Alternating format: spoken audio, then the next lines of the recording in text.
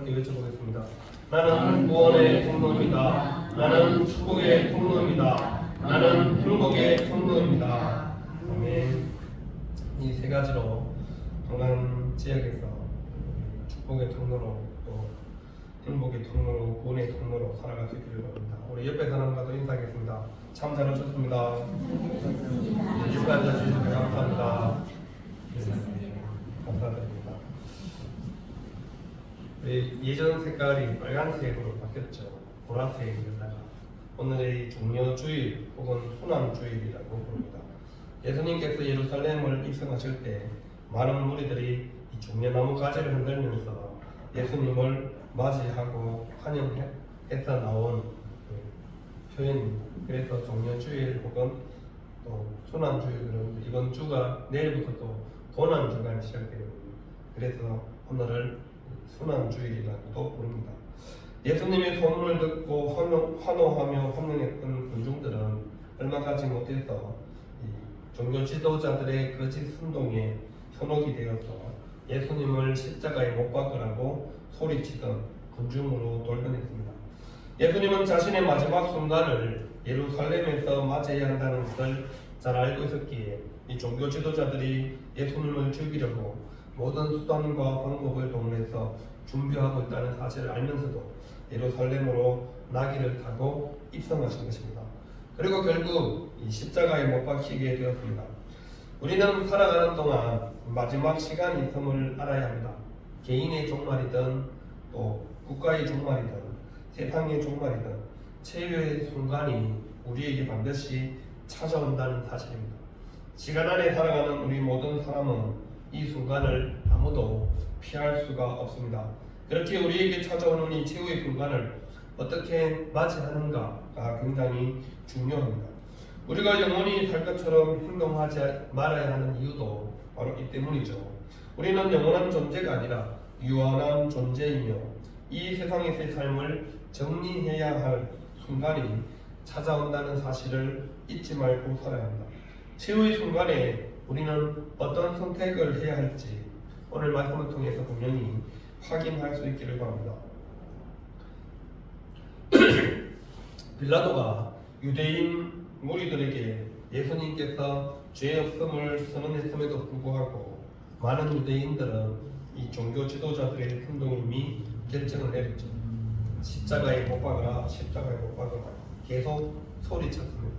그래서 지난주에 말씀드렸듯이 그 소리가 결국 이겼습니다. 그래서 빌라도는 모든 것을 다 접고 무리들이 원하는 대로 예수님을 십자가 사형의 언도를 내리고 그리고 그렇게 집행하도록 모든 허락을 다 끝내게 됩니다. 그래서 결국 우리가 오늘 본문에 읽지 않았지만 예수님께서 십자가형을 당하기 위해서 친히 십자가를 지고 골고다 언덕 헤골로이라는 곳으로 이동하게 됐죠. 예수님을 향해서 많은 희롱 그리고 비방, 비난이 끊임없이 있게 됩니다. 예수님을 두고 또 가운데 양쪽에 예수님이 가운데 십자가에 처형당하고 양쪽에 또 두 강도라는 표현을 마태의 마가에 기록되어 있습니다. 두 강도. 오늘 누가는 행악자 이렇게 표현하고 있죠. 그들이 달려 있습니다. 예수님께서 죽으신 이유는 바로 속량 때문이죠. 우리 죄를 속량하기 위해서 예수님께서 십자가에 죽으셨습니다. 이 속량이란 잘못을 해결하기 위해 드려지는 예물을 뜻합니다. 대신 내어주는 거죠. 그래서 예수님께서 우리의 모든 죄 문제를 해결하기 위해서 드려진 예물이라는 의미입니다. 베드로전서 2장 24절에 친히 나무에 달려 그 몸으로 우리 죄를 담당하셨으니 이는 우리로 죄에 대하여 죽고 의에 대하여 살게 하려 하심이라. 그가 채찍에 맞음으로 너희는 나음을 얻었나니 말씀하고 있습니다. 예수님의 십자가 죽음으로 인해 우리가 죄에 대해서 죽어서 이제 죄와 관계없이 되었습니다. 또한 이 죄가 해결되었기 때문에 우리는 의롭다 인정을 받게 되었다는 거죠. 예수님의 십자가는 죄인된 우리가 의인이 되도록 해주시기 위함입니다. 죄는 반드시 대가를 치러야 합니다. 용서에도 언제나 지불해야 할 대가가 따르기 마련입니다. 그래서 우리 엄청난 죄와 잘못을 대신해서 예수님이 십자가에 못 박히신 것입니다. 로마서 5장 8절에 우리가 아직 죄인 되었을 때 그리스도께서 우리를 위하여 죽으심으로 하나님께서 우리에 대한 자기의 사랑을 확정하셨느니라 말씀하고 있습니다. 우리가 먼저 회개하기 전에 예수님은 우리를 사랑하셔서 우리 죄를 위해서 십자가에 죽으신 것입니다. 용서를 빌고 용서를 받는 것이 아니라 용서를 빌기 전에 이미 예수님께서 우리를 용서하시고 그 죄를 대신 다 죄값을 치르셨다는 것이죠.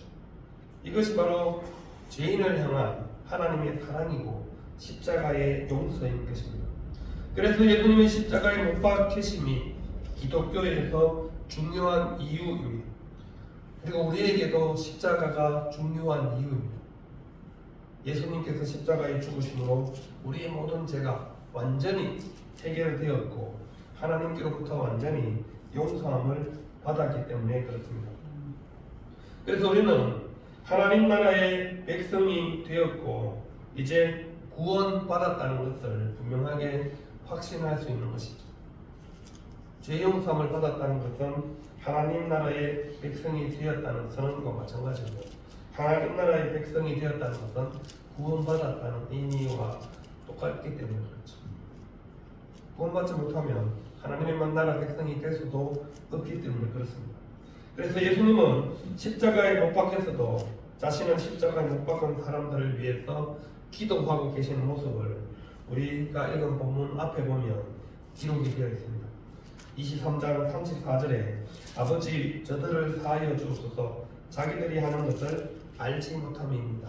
예수님의 가상 실현 중에 첫 번째 말씀이죠. 예수님을 십자가에 못 박은 군인들과 수많은 무리들을 향해서 그리고 예수님을 비방하고 비난하는 모든 사람들을 향해서 그리고 지금 십자가에 함께 달려있는 강도들조차도 예수님을 욕하고 있는 그런 상황에서 예수님은 오히려 저들의 죄를 용서해달라고 하나님께 오히려 기도하고 있다는 것이죠. 용서해달라는 이유가 뭐예요? 저들이 자기들이 하는 일을 알지 못한다는 겁니다. 알지 못해서 하나님의 아들을 지금 이렇게 십자가형을 처하고 있으니까 그냥 저들을 불쌍히 여기셔서 알지 못해서 하는 일이니까 용서해 달라는 그 기도를 십자가에서 하고 있는 것입니다. 이것이 바로 우리 기독교의 정신이며 예수님께서 사람들을 얼마나 사랑하시는지 보여주고 있는 것이죠.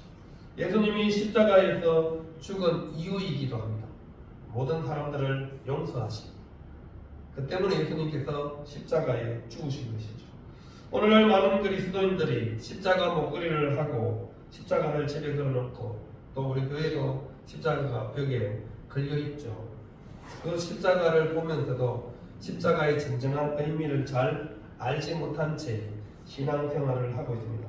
이 십자가는 용서와 화해입니다.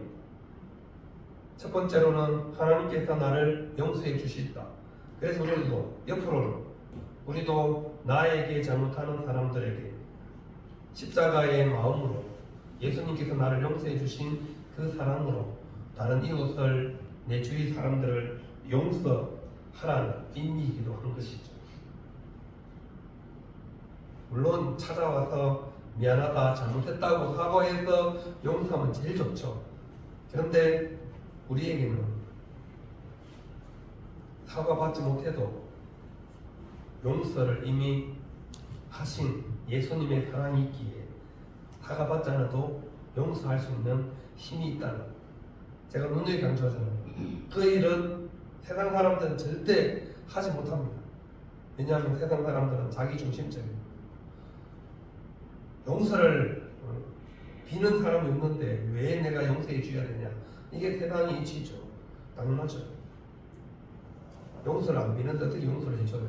근데 우리 그리스도인들은 우리가 언제 하나님께 용서를 빌어서 제사함을 받았나요? 그렇지 않다는 것입니다. 그래서 우리는 십자가의 은혜를 늘 기억하고 그 십자가의 정신으로 이 땅을 살아가기 위해서 십자가를 늘 바라보는 것입니다. 교회 와도 십자가가 있고, 여러분 목에도 십자가 목걸이가 걸려있고, 집에도 십자가를 걸어놓는 이유가 바로 거기에 있습니다. 하나님께서 나를 용서해 주심 같이 나도 내 사랑하는 가족, 친척, 이웃, 혹시 나를 너무 힘들게 하는 사람에게조차도 하나님이 나에게 보여주신 그 용서를 해줘야 된다는 것이 우리 예수님을 믿고 살아가는 우리가 해야 할 일입니다. 사실 저도 용서하기가 싫어요. 근데 주님이 용서하라니까 하는 거죠. 주님이 나를 용서해 주셨다니까. 용서하기 싫은데 주님이 하라니까 어쩔 수 없이 하는 겁니다. 왜? 주님이 우리의 주인이십니다. 주인이 시키면 시키는 대로 해야죠. 별로 안 하고 싶지만, 하고 싶은 마음이 눈꼽만큼도 없지만 주님의 명령이고 주님의 말씀이시니까 그렇게 하는 거죠. 이것이 바로 십자가의 은혜입니다. 우리가 고난주간을 맞이하면서 또 이 종려주일에 예수님께서 그 십자가를 지기 위해서 죽을지 알면서도 예루살렘으로 나귀를 타고 입성하신 것이죠. 오늘 본문에 보면 기회를 놓친 사람 한 사람과 기회를 붙잡은 한 사람이 등장합니다. 그리고 앞에 나오는 말씀이 기회를 놓친 사람이죠. 마지막 순간이 나에게 닥쳤을 때 그것을 어떻게 받아들이는가를 보면 그 사람이 얼마나 인격적으로 성숙했는지 미숙한지를 알 수 있죠. 이 최후의 순간에도 하나님은 사람에게 기회를 주십니다. 어떤 기회요? 구원받을 수 있는 기회를 반드시 하나님은 허락해 주신다는 겁니다. 어떤 통로를 통해서든지 복음을 듣게 하시는데 모든 사람이 복음을 들었다고 기회를 붙잡았다고 해서 그 기회에 구원받는 것은 아니라는 사실이죠. 하나님이 너무 우리를 사랑하셔서 기회는 주시지만 그 기회를 붙잡지 않고는 본인의 선택과 결정이거든요. 본인의 몫이라는 겁니다. 그래서 오늘 본문에 등장하는 한편 십자가에 못 박힌 강도 혹은 행악자, 이 사람은 다른 백성들과 무리들과 관리들처럼 종교 지도자들처럼 예수님을 비방하고 있죠. 여러분 서서 구경하는 백성들이 본문에 우리가 읽은 앞에 보면 등장합니다. 그리고 관리들은 예수님을 비웃었습니다. 그리고 군인들은 예수님을 희롱하고 있었습니다. 모두가 하나같이 예수님을 비방하고 조롱하고 하나같이 하는 말이 뭐예요? 네가 그리스도이면 왕이면 지금 십자가에서 내려와 말하는 거죠. 그러면 우리가 믿어줄게 그럽니다. 근데 그러지 못하지 않는 거죠. 그 말을 똑같이 지금 한편에 있는 행악자도 예수님을 향하여서 그렇게 말하고 있는 것이죠. 네가 그리스도가 아니냐? 지금 너와 우리를 구원해라. 이것은 늘 우리가 세상 사람들에게 듣는 말입니다. 하나님 믿고 살아가는데 왜 그래? 힘들게 살아. 예수님 믿고 살아가는데 왜 그래? 없이 사냐? 늘 우리에게 하는 말이죠. 너나 잘 살고 나중에 그 다음에 나한테 믿으라 하든지 교회 가자 해라. 그렇게 얘기하는 사람들이 안 믿는 사람들이 늘 하는 말이죠. 예수님께서 십자가에 다지실 때 수많은 사람들이 예수님을 향해서 했던 똑같은 말입니다. 네가 그리스도면 지금 당장 십자가에서 내려오고 너와 우리를 구원해봐라. 그러면 믿겠다는 겁니다. 예수님은 그 상황에서 절대 거기에 반응하지 않죠. 침묵으로 일관하십니다. 그 이유가 뭘까요? 거기 있는 유대인들만 구원하기 위해서, 거기에서 비방하고 조롱하는 우리들만 구원하기 위해서 예수님께서 이 땅에 오신 것이 아니기 때문에. 그래서 예수님은 그 모든 비방과 조롱을 참으시고 십자가에서 끝까지 죽으신 것입니다. 모든 사람들을 다 구원하기 위해. 거기서 예수님을 비난하고 조롱하는 사람들은 십자가가 패배라고 생각했습니다. 비참한 죽음이라고 생각했기 때문에 십자가에서 너도 구원하고 우리도 구원하라고 비방하는 것입니다. 하지만 이들의 비방으로 인해서 예수님의 구원 사역이 망치면 안 되잖아요. 그래서 어떤 비난과 조롱에 전혀 예수님께서 반응하지 않고 계시는 것이죠. 39절에 보면 그 십자가에 달린 행악자의 비방이 기록되어 있습니다. 내가 그리스도가 아니냐? 너와 우리를 구원하라. 마태와 마가복음에는 두 강도가 함께 예수님을 욕했다 이렇게 기록되어 있습니다. 아마 그것이 십자가에 달렸을 때 초반의 기록이겠죠. 하지만 시간이 점점 지날수록 한쪽에 있는 강도는 마음을 고쳐놓습니다. 어떻게 해요? 예수님이 어떤 분인지 점점 시간이 가면 갈수록 알아보게 되는 거죠. 함께 십자가에 달려있고 마지막 순간에 예수님을 알아보게 되는 거죠. 하지만 끝까지 똑같은 상황인데 한편 있는 강도는, 행악자는 예수님을 똑같이 비방하면서 네가 그리스도가 아니냐, 너와 우리를 구원하라고 말하고 있는 것입니다. 최후의 순간에 하나님께서 기회를 주지만 그 기회를 못 붙잡는 것이죠. 기회를 놓치는 것입니다. 예수님이 어떤 분인지 전혀 알지를 못하는 것이죠. 여러분, 수많은 사람들에게도 마찬가지입니다. 우리에게도 마찬가지죠. 여러분들 주위에 친척들 또 친구들 예수님 안 믿다가 임종 직전에 복음을 전하면 어떤 사람은 그것을 받아들이고 죽기 직전에 천국 가는 사람도 있는데 어떤 사람은 아무리 권하고 부탁하고 이야기해도 끝까지 입을 다물고 있는 사람도 있습니다. 마지막 순간인데 곧 숨이 넘어갈 것 같은데도 불구하고 끝까지 입을 다물고 침묵하는 사람들도 있다는 것이죠. 모두가 다 마지막 순간이라고 해서 예수님을 받아들이는 것은 아니라는 말이죠. 그것은 예수님을 제대로 알아보지 못하기 때문입니다. 다른 사람들과 마찬가지로 똑같이 자기는 행악자잖아요. 강도라고 표현했잖아요. 그럼 이미 확연히 당연히 그에 합당한 지금 형을 받는 거잖아요. 십자가형을 어떤 사람에게 내린지 아시죠? 반란을 일으켰거나 살인한 자에게 최고 고통스럽게 죽이는 처형 방법이 십자가형인데 거기에 지금 두 행악자가 달려 있습니다. 거기 합당한 벌을 받는다고 다른 편에 있는 사람이 말하잖아요. 우리는 우리에게 합당한 상당한 보응을 받지만 이 사람은 잘못한 게 없다 이렇게 말하는 것이 다른 편 사람의 진술이죠. 그걸 보면 이 사람들이 십자가형을 당하는 것은 당연한 일입니다. 그럼에도 불구하고 지금 죄 없으신 예수님을 향해서 오히려 비방하면서 그리스도면 너와 우리를 구원해라고 오히려 명령하고 있잖아요. 진짜 그리스도가 맞으면 지금 당장 너도 살고 우리도 좀 살자 이 말이죠. 근데 왜 그래? 무능하냐는 거죠. 예수님에게 무능하다고 지금 조롱하고 있는 것입니다. 그리스도라고 말하면 이 강도도 예수님의 소문을 들었겠죠. 수많은 이적을 행한 사람인 것. 예수님 어떤 일을 행했는지 이미 당시의 예루살렘 사람들도 소문을 들어서 다 알고 있는데 이 두 강도라고 그 소문을 못 들었겠어요. 그리고 지금 자기와 함께 십자가에 못 박혀 있는데 모르겠어요. 알겠죠. 그러니까 이런 말을 하는 겁니다. 네가 그리스도가 아니냐. 너와 우리를 좀 너도 살고 우리도 좀 살자.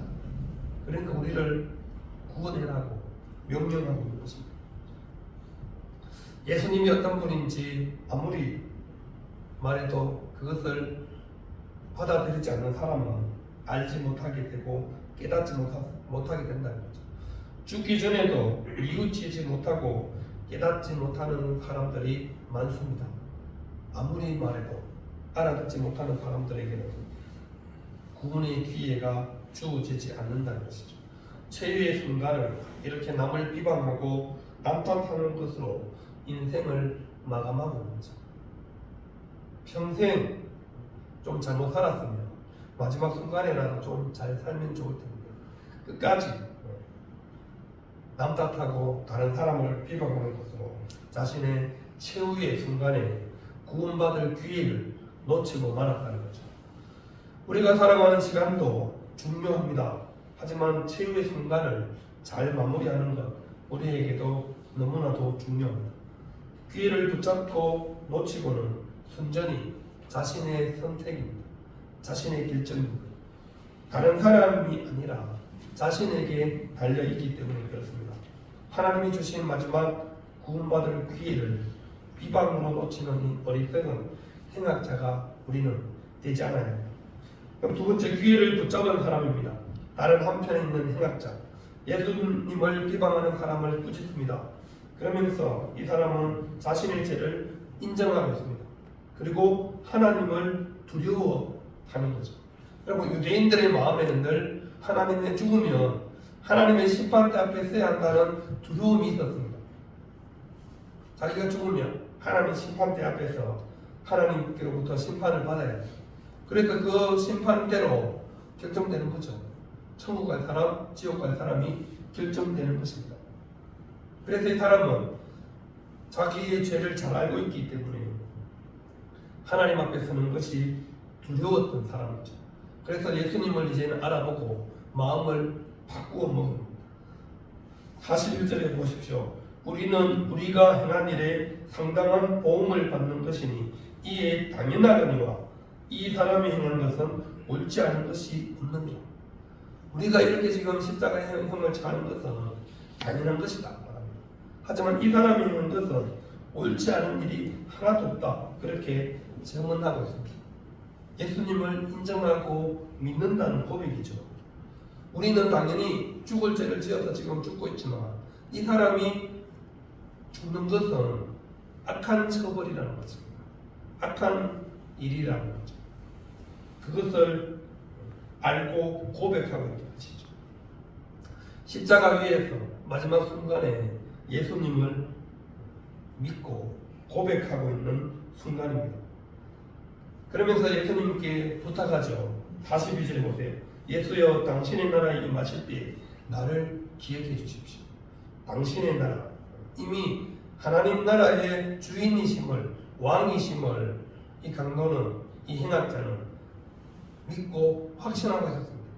그러니까 당신의 나라가 임할 때 나를 좀 기억해 달라 부탁하고 있는 거죠. 우리가 아무리 부탁해도 그 부탁을 못 들어주는 사람한테 부탁하면 소용이 없잖아요. 부탁할 때 여러분 누구한테 부탁해요?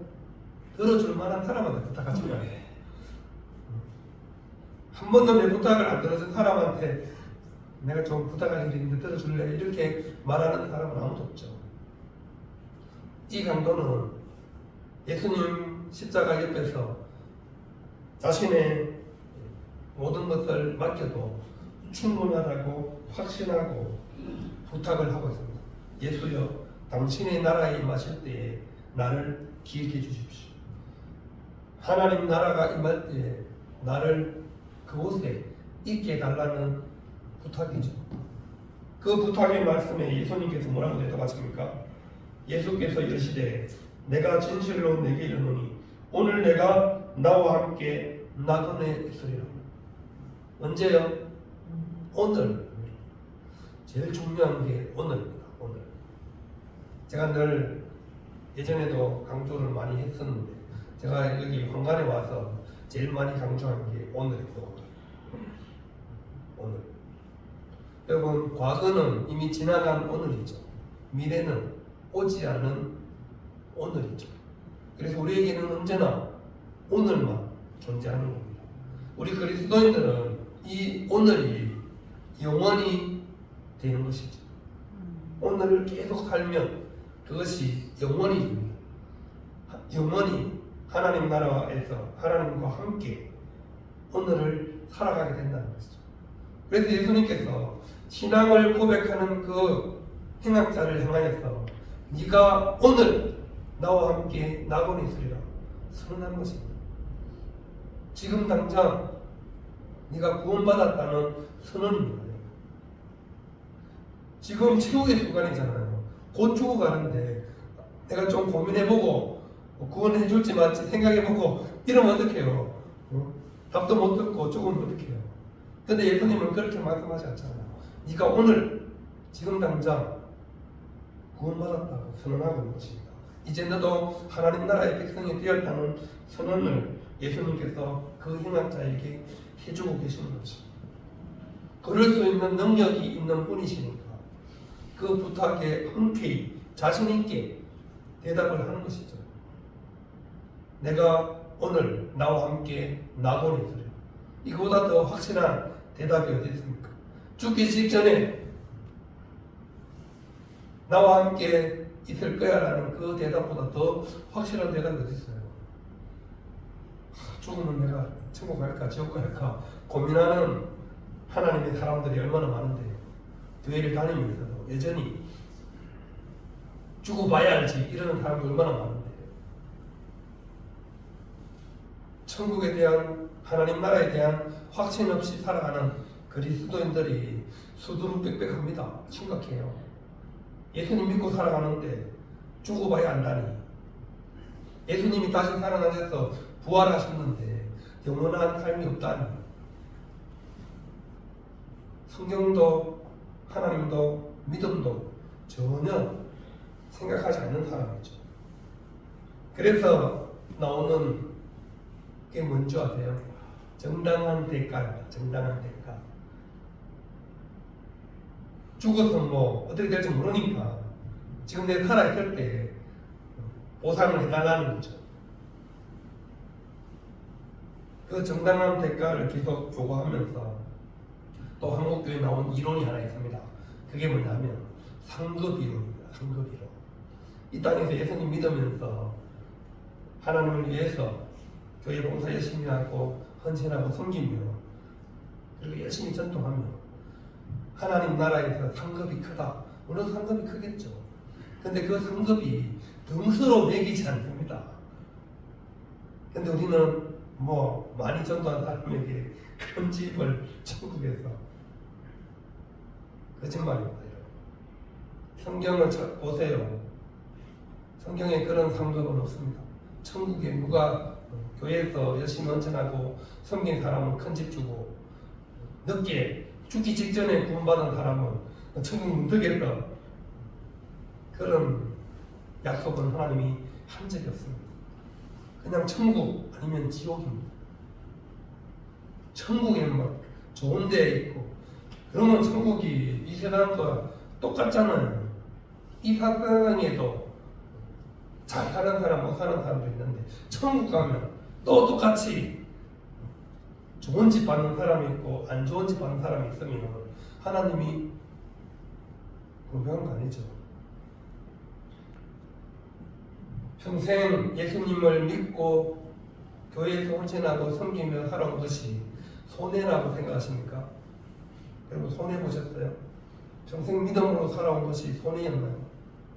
그러면 상급 이론대로 그렇게 하셔야지 됩니다.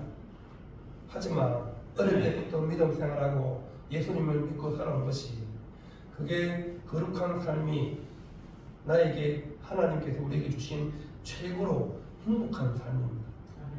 예수님을 믿고 거룩하게 세상 속에서 하나님의 자녀로 살아온 것이 누구보다도 행복한 삶이었습니다. 그것을 믿고 살아가는 사람들은 평생 예수 믿은 것이 손해가 아니라 기쁨이고 행복입니다. 마지막에 여러분 예수님 영접 안 하고 못 믿고 죽으면 어떡하실 거예요? 뭘 보고 마지막에 죽기 직전에 천국 간다는 확신을 갖고 계세요? 그런 사람 세상에 아무도 없습니다. 그래서 우리는 어떻게 될지 모르기 때문에 열심히 전도하고 그 사람을 위해서 기도하고 마지막 순간에라도 예수님을 영접시키려고 애쓰고 수고하는 겁니다. 마지막 순간에라도 구원받아서 천국 가자 하는 것이죠. 평생을 예수님을 믿고 살았던, 마지막 순간에 예수님을 믿었던, 예수님을 믿는 사람은 누구든지 다 영생을 약속하셨습니다. 이게 하나님의 약속입니다. 변함없는 진리입니다. 그것을 우리는 분명하게 믿지 않는 사람들에게 선포하며 살아가는 것이죠. 믿지 않는 가족들, 이웃들에게 복음을 전해보셨잖아요. 잘 안 듣잖아요. 믿으려고 하지 않잖아요. 사람은 잘 안 바뀝니다. 죽기 전에 좀 바뀌는 사람도 있긴 하지만 소수입니다. 대부분 사람들은 살던 대로 살다가 돌아가십니다. 그런데 그런 사람들이 마지막 순간에 되었다고 마음이 쉽게 바뀌지 않는다는 거죠. 그래서 우리는 계속해서 끊임없이 우리에게 주어진 시간 안에서 최선을 다해서 예수님을 전하고 복음을 전해야 하는 것입니다. 그래야 최후의 순간에 한 명이라도 더 예수님을 믿게 할 수 있기 때문이죠. 그 일을 위해서 저와 여러분들이 지금 이 자리에 있고, 그 일을 위해서 주님께서 교회를 이 땅에 세우셨습니다. 오늘도 수많은 사람들이 열심히 씨를 뿌려놓으며 언젠가 반드시 열매를 맺습니다. 최후의 순간에라도 예수님을 믿고 천국 갈 수 있도록 여러분들이 끝까지 포기하지 마시고 기도하시고 전도하시고 저와 우리 모든 성도님들 다 될 수 있기를 바랍니다. 기도하겠습니다.